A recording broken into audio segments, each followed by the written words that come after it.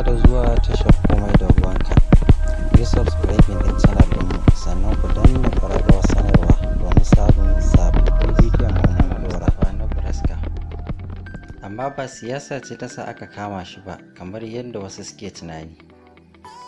Abin da ya sa wasu suke tunanin an kama shi ne saboda siyasa, ganin yadda kafin zaben gwamna ya dinga taka rawa wajen goyon bayan jam'iyyar adawa, ma'ana baya tare da gwamnati a ra'ayinsa saboda dalilai da ya tabbatar su suka dace da shi.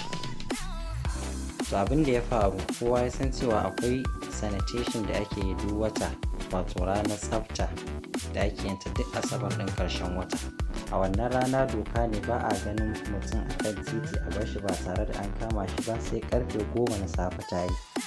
To shi Mustapha na Braska ya fita ba tare da ya san wannan ranar ba saboda ya sha'afa, kuma ya fita ne domin zuwa sallar jana'iza.